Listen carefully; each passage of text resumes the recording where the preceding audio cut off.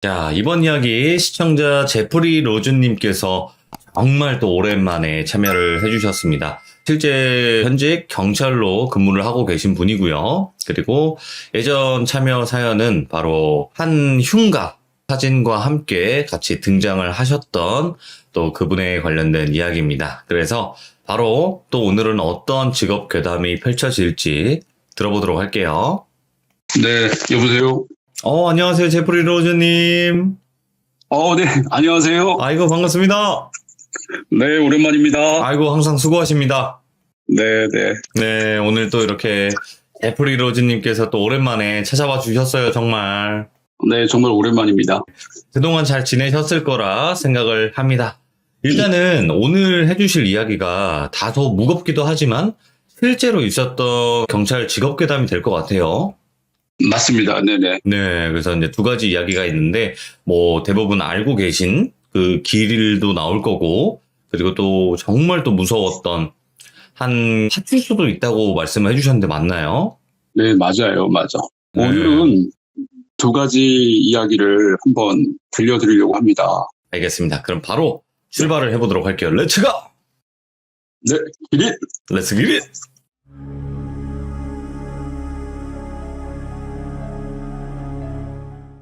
오늘은 참으로 미스테리하고 기묘한 이야기를 안타까운 심정으로 시작하려고 합니다. 예, 먼저 귀신 나오는 파출소 이야기를 할게요. 예, 서울에서 그리 멀지 않은 경기도 어느 지역에 위치한 파출소에서 일어났던 사건입니다. 이 파출소는 1978년 업무를 시작했으며 2009년 마지막 사건으로 결국 폐쇄가 되었습니다. 예, 참으로 많은 강력 사건들과 많은 사망사고가 있었고요. 특히 이 사망사고에는 이 파출소에서 근무하던 현직 경찰관 16명과 그 경찰 가족 등 총 20명이 사망을 했던 곳입니다. 먼저 이야기에 앞서 이곳에서 근무하다 돌아가신 선배님들께 진심으로 조의를 표합니다. 저도 이 이야기를 듣고 참 마음이 많이 무거웠고요. 정말 이런 일이 일어났다는 게 정말 안타까운 심정이었고 예, 너무나 슬펐습니다. 지난 추석이었을 거예요. 같이 근무하던 선배님과 커피를 마시면서 이 이야기를 들었는데 이 이야기를 듣고 정말 저도 경찰 생활을 적게는 하지는 않았지만 예, 그 선배님의 이야기를 듣고는 정말 깜짝 놀랐고요. 정말 믿기가 힘든 그런 사건들이었습니다. 예, 먼저 이 선배님은 1989년 경찰 생활을 시작하신 분이시고요. 이 선배님께서 직접 이 파출소에서 근무를 하셨던 그 시점부터 이야기를 시작해 볼까 합니다. 예, 이 선배님께서 1993년 어느 날 근무를 하시던 중 변사 사건이 발생했다는 신고를 받고 현장으로 출동을 합니다. 예, 늘 저희들이 근무를 하면서 많은 사건 사고 현장에 출동을 하지만 특히나 사람이 죽었다라는 신고를 받고 현장을 갈 때는 마음도 무겁고 상당히 긴장되는 그런 심정으로 현장을 출동을 합니다. 마침 그 선배님 또한 당시 신고를 받고 현장을 나갈 때 무척이나 마음이 착잡했고 긴장된 마음으로 현장을 신속하게 출동을 했다고 합니다. 그 현장은 일반 가정집이었고요.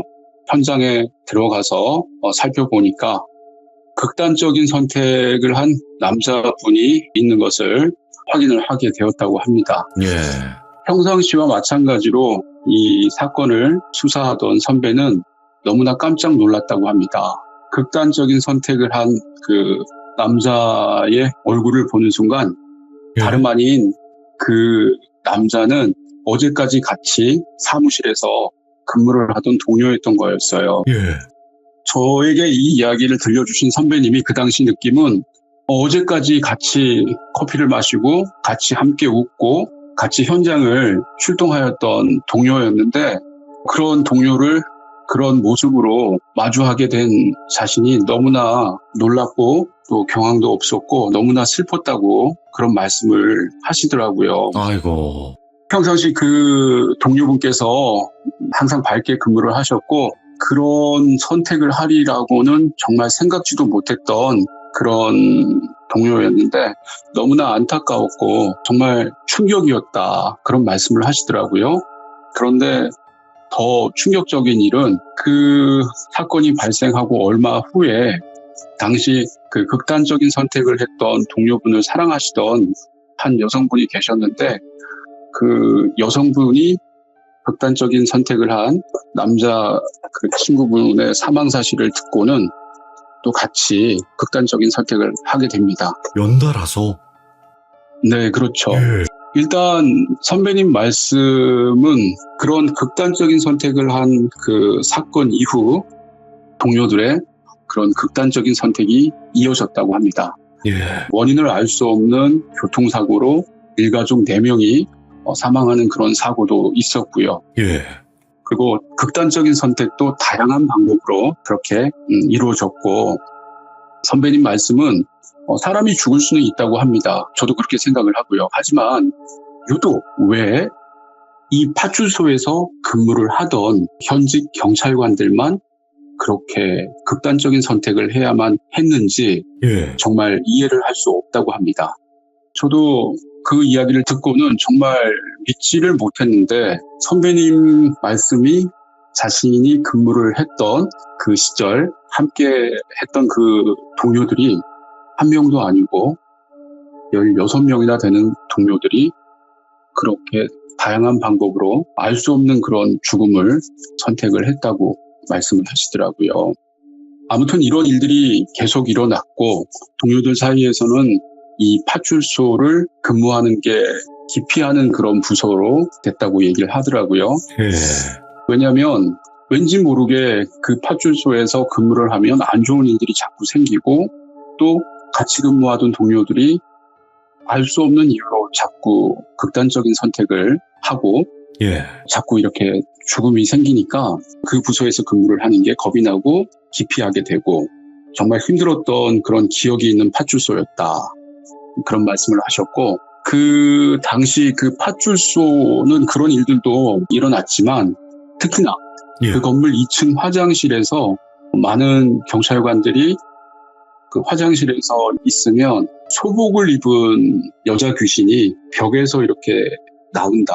오이고요. 소복을 입고 긴 머리를 한 그 여자 귀신의 모습에 정말 많은 경찰관들이 2층 화장실을 사용을 못했다라고 말씀을 하시더라고요. 너무 자주 목격이 돼서. 네네, 그렇죠. 화장실이 급하지만 많은 동료들이 특히 밤 시간에 이용을 하려고 그러면 소리 없이 살며시 나타나서 뒤에 서 있고 또 앞에 나타나고 예. 그런 모습을 목격을 하니까 정말 화장실 이용하는 것도 너무나 무서웠다. 그런 이야기. 그리고 또 그 2층이 문제인데요. 파출소 2층. 2층 여경 휴게실이 있어요.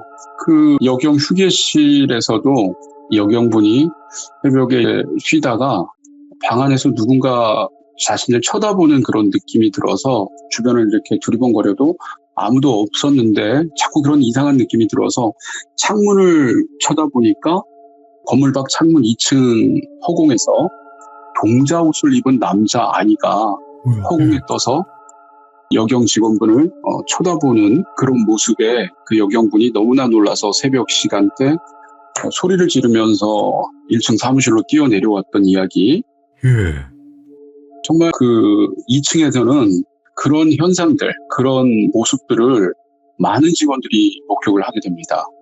그리고 남자 직원들의 휴게실에서는 남자 직원들이 새벽 시간 이제 쉬고 있으면 누군가 알 수 없는 그런 손길로 남자 직원들의 몸을 더듬는 거 있죠? 예. 그런 느낌에 깜짝 놀라서 눈을 떠보면 아무도 없고 이런 현상들이 한 명이 아니라 많은 직원들에게 연속해서 자꾸 발생이 되고 그러니까 직원들은 2층에서 그런 휴게라든가 용변을 보는 것 자체가 두려웠다. 너무나 끔찍했다. 어허. 그런 이야기가 있었어요. 한두 사람이라면 그런 이야기를 뭐 우연의 어떤 그런 이야기로 치부하거나 아니면 뭐 잘못 본 걸로 이렇게 이야기를 할 수 있는데 너무나 많은 동료들이 그런 현상들을 목격했고 그런 현상들 때문에 당시 근무하는 것 자체가 너무나 무서웠다. 그리고 그렇겠죠. 그 파출소에서 근무를 하면서 정말 알 수 없는 미스테리한 그런 죽음, 그런 사건, 사고들이 정말 많이 일어났기 때문에 결국은 그 파출소는 직원들이 정말 가기 싫어했던 그런 부서로 인식이 되었습니다. 그 당시 그 파출소에 유명한 일화가 또 있었는데요. 네네. 귀신을 보는 경찰관이라는 분이 있었는데 그 당시 예? 그분이 경찰 생활을 하면서도 그런 귀신을 본다 이런 이야기를 많이 해서 그분이 동료들 사이에서는 상당히 좀 이렇게 유명하게 회자되었다 그러더라고요. 근데 98년 어느 날 귀신 보는 경찰관이라는 분이 하필이면 그 파출소로 발령을 받고 출근을 하게 됩니다. 귀신을 보는 그 경찰관이라는 분도 평소 근무를 하면서 그 파출소에 대한 소문은 익히 알고 있었던지라 정말 출근을 하기 싫었고 어쩔 수 없이 발령을 받아서 첫 출근을 하기 위해서 출근을 하는 첫날 네.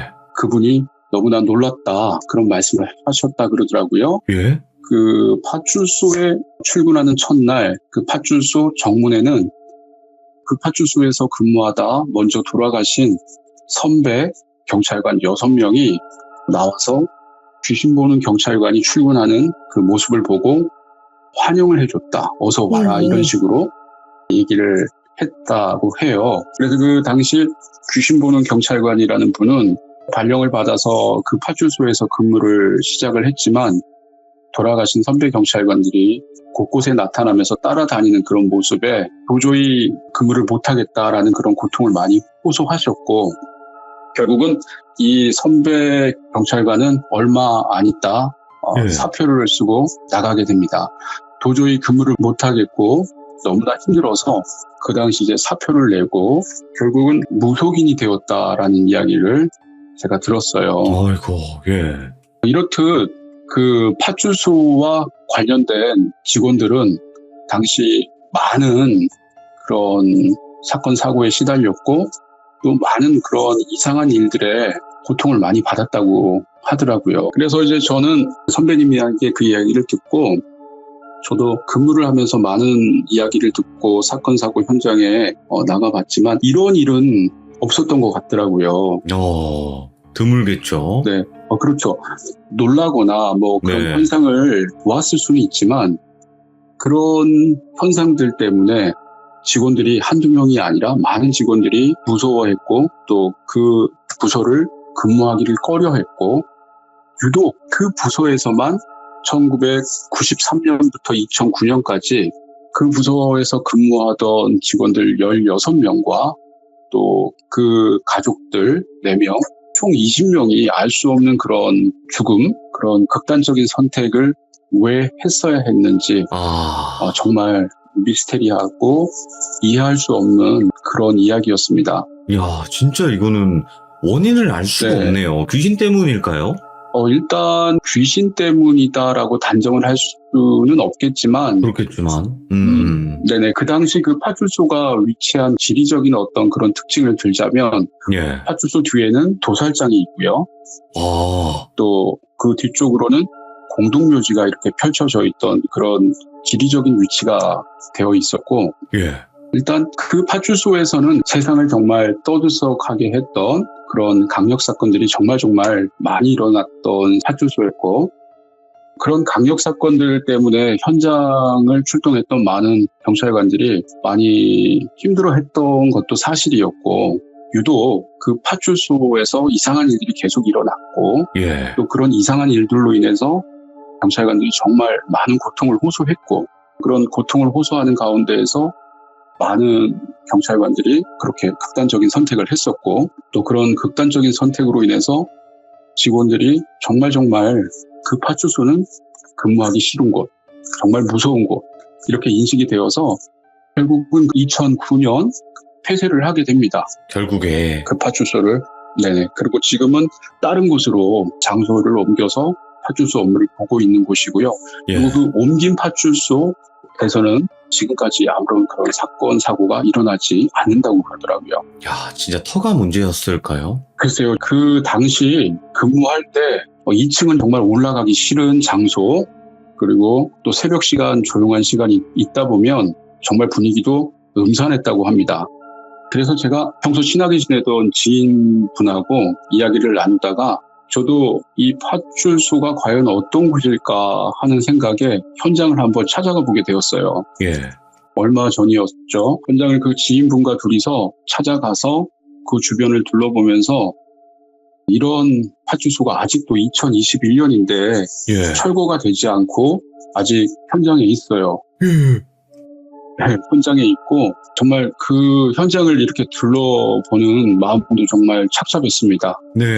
이 파출소에서 과연 무슨 사연이 있길래 많은 선배들이 그렇게 극단적인 선택을 많이들 했고 또 많은 경찰관들이 그 파출소에서 그런 알 수 없는 존재들, 그런 동자 귀신, 여자 귀신, 그리고 몸을 더듬는 알 수 없는 손길들 그런 거에 고통을 받았는지 정말 미스터리했고 그런 건물이 아직까지 철거가 되지 않고 있다는 사실에 정말 놀랐습니다. 그러면 지금은 어떤 건물인가요? 네. 지금은 그냥 창고 비슷한 건물로 쓰이고 있더라고요. 아하, 예. 그래서 이제 제가 같이 가던 그 지인분하고 그 파출소를 둘러보면서 참 이상한 곳이다라고 이야기를 하던 중에 정말 놀라웠던 이야기가 있습니다. 예. 같이 갔던 지인분께서 저에게 그런 얘기를 하시더라고요. 본인의 작은아버님도 경찰관이셨는데 약 25년 전에 정말 알 수 없는 이유로 돌아가시게 되었던 사건이 있었는데 그 사건으로 인해서 본인들 가족도 큰 슬픔에 빠졌고 아직까지도 그 충격에서 가족분들이 헤어나오지 못한다 이런 이야기를 하시면서 예. 작은아버지께서 마지막에 맡았던 그 사건 이야기를 제가 우연하게 듣게 되었어요. 당시 그 25년 전 가족분들도 왜 그분이 그렇게 돌아가시게 되었는지 정말 알 수가 없고 예. 또 그 당시 수사 결과도 그냥 실족으로 인한 단순 변사 사건으로 결론이 났어요. 그 당시. 네네. 근데 그 당시 돌아가신 장소가 논이었다 그러더라고요. 논바닥에서 그냥 쓰러진 채로 돌아가신 걸 발견하고 함께 갔던 지인분께서 자신의 작은아버님께서는 정말 알 수 없는 그런 죽음으로 인해서 아직까지도 그런 미스테리한 죽음의 원인이 무엇인지 밝혀지지 않는다라는 말씀과 함께 이야기를 나누던 중에 작은아버님께서 마지막으로 맡았던 그 사건을 제가 확인을 하게 됩니다. 근데 놀랍게도 함께 그 파출소를 찾아갔던 그 지인분의 작은아버님께서 25년 전 마지막으로 맡았던 그 사건이 저희가 그 문제의 파출소라고 찾아갔던 그 파출소에서 마지막 사건을 취급하시다가 돌아가신 것을 확인하게 된 거죠. 우와, 여기 진짜 뭐가 있네요. 그렇죠. 와. 결국 우연히 저와 만나서 그 문제의 파출소를 찾아가서 그 파출소를 둘러보면서 옛날 이야기를 하다가 본인의 작은아버님께서 25년 전 알 수 없는 그런 죽음으로 온 가족이 슬픔에 빠졌던 그 사건의 실마리가 그 문제의 파출소에서 마지막으로 근무를 하시다가 3일 만에 정말 알 수 없는 이유로 돌아가셨다라는 것을 확인하게 됩니다. 저도 정말 우연의 일치라고는 너무나 이상하다라는 느낌을 받았고요. 네네. 작은아버님께서도 정말 그 당시 돌아가실 분은 아니셨고 건강하셨고 또 그 당시 수사 기록이 타살이라든가 또는 극단적인 선택이라든가 그런 게 전혀 아니라 단순 실족사로 인한 변사 사건으로 종결이 된 거죠. 예. 그것도 논두렁에서 논바닥으로 넘어져서 돌아가셨다 이렇게 결론이 났다 그러더라고요. 그 당시 사건 기록이. 결론은 그렇게 죽었지만 함께 갔던 지인분께서는 본인의 작은아버님께서 25년 전 문제의 파출소에 가셔서 수사를 하다 3일 만에 그렇게 돌아가셨다라는 사실을 알게 되고는 문제의 파출소가 정말 문제가 있구나라고 생각을 하시더라고요. 네. 정말 이상한 파출소입니다. 이야, 이건 너무 미스테리하고 네네. 실제로 있었던 일들이기 때문에 정말 또 무겁고 네. 또 안타까운 일이 네네. 될 것 같아요. 아, 그렇죠. 제가 지금 방송에서 밝힐 수 없는 많은 사건들도 있는데, 그렇겠죠. 그리고 이 사건명을 밝히면 충분히 이 파출소를 알 수가 있어요. 언론에 많이 나와 있는 사건, 사고들이 이 파출소와 연관이 되어 있고, 예. 그 점 제가 구체적으로 방송에서 사건 이름을 밝힐 수 없다라는 점 죄송하게 생각을 합니다. 하지만 아이고, 괜찮습니다. 정말 이거는 팩트고, 제가 이 사건 이야기들 접했을 때 같은 경찰관 입장에서 정말 개인적으로 충격을 먹었고 정말 많이 슬펐습니다. 네. 이 귀신 나오는 파출소 이야기는 요 정도로 일단 마감을 하겠습니다. 네. 네. 그러면 이제 다음 네. 이야기가 어떤 다리가 나올 텐데 실제로 출동도 하셨고 그때 당시의 상황 네. 한번 이야기해 주셔도 좋을 것 같아요. 이 이야기는 2020년 작년 10월 말경에 있었던 실제 사건입니다. 예. 그 당시 새벽 서울 양양고속도로 서종대교라는 다리가 있어요. 서종대교 위에서 교통사고가 났다는 신고가 동시다발적으로 여러 건이 들어오게 됩니다. 일단 저희들이 근무를 하다가 사건 접수를 받으면 가장 가까이 있는 순찰차가 신속하게 현장을 출동을 하게 되는 구조이고요. 예. 그 당시 가장 가까이 있던 후배가 그 현장으로 먼저 출동을 하게 됩니다. 일단 그 후배가 현장을 출동을 해서 서울 양양고속도로 춘천 방면 서종대교 19.2K 지점에서 사고 현장에 도착을 했지만 아무도 없었다고 하더라고요. 예. 일단 저희가 사고 현장을 가게 되면 보통은 사고 난 차량과 레카차, 사람들이 주변에 나와 있는데 그 당시 신속하게 출동했던 그 후배가 사고 현장에 도착했을 때에는 차도 없었고 아무도 없는 그런 어두운 도로만 펼쳐져 있었다고 해서 본인이 신고를 한 그 신고자에게 전화를 했다고 하더라고요. 예. 저희가 신고를 받고 현장에 나왔는데 아무도 없는데 혹시 잘못 보신 게 아닙니까? 아니면 다른 곳을 착각하고 잘못 신고하신 게 아니냐라고 이렇게 질문을 했더니 그 신고자분께서 분명히 서울 양양고속도로 춘천 방면 서종대교 19.2K 다리 한가운데에서 사고가 있었다고 얘기를 하시더라고요. 예. 당시 사고의 내용은 신고자분이 후배에게 얘기를 하기를 본인이 새벽 시간 차를 운전하고 가는데 도로 한가운데 여자분이 서 있었다. 그래서 본인은 아슬아슬하게 그 여성을 피해서 지나쳤는데 뒤따라오던 차량은 아마 충격을 했을 거다. 예. 그런 내용으로 이야기를 했고, 그리고 또 다른 신고자분에게 전화를 했더니 분명히 여자분이 있었고 또 사고가 나는 것을 목격했다.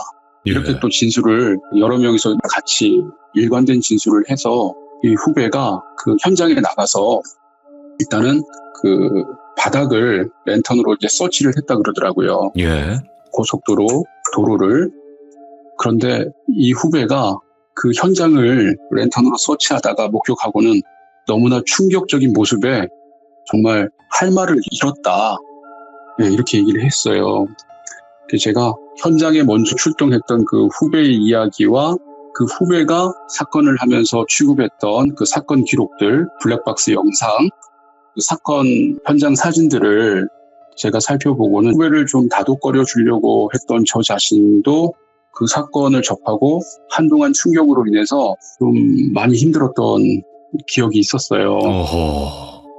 이게 구체적으로 표현을 하기가 좀 뭐한데 그 당시 그 현장에 나가서 사건 처리를 하던 후배의 그 표현에 의하면 여자분의 그 사체가 전부 분해되어 있었다. 도로 위에 이런 표현이었고요. 제가 그 당시 현장에서 확보된 블랙박스 영상을 그 당시 후배랑 같이 확인을 해보았는데 한 여성분이 갓길에서 1차로로 들어오시는 모습이 보였고 예. 또 그 여성분이 도로 한가운데 서서 고개를 숙이고 계시는 고인의 그 생전 마지막 모습이 그 블랙박스 영상으로 확인이 되었습니다. 예. 마지막 모습을 블랙박스 영상으로 확인을 했을 때 너무나 충격적이었던 게 그 여성분이 뭐 술에 취해서 또는 뭐 고속도로를 잘못 들어오셔서 그렇게 사고가 나신 게 아니라 정말 갓길에서 걸어서 들어오셔서 달려오는 차량들 마주 보면서 극단적인 선택을 그런 방법으로 하신 거였죠. 어이구, 예. 그리고 그 도로를 달려가던 많은 차량 운전자는 그런 식으로 도로 한가운데 여자분이 서 계신다라는 걸 상상할 수 없었고, 그런 가운데에서 이제 충격이 이루어졌고, 그런 충격으로 도로에 쓰러진 그 여성분을 후에 지나가던 많은 차량들이 역과해서 그렇게 처참하게 돌아가셨던 그런 사건이었는데, 이 사건으로 인해서 현장 출동했던 후배도 한동안 정말 트라우마에 시달려서 그곳을 지나갈 때마다 너무나 힘들었고, 그때 당시 생각이 나서 비슷한 사건을 접했을 때에도 많이 힘들었다라는 이야기.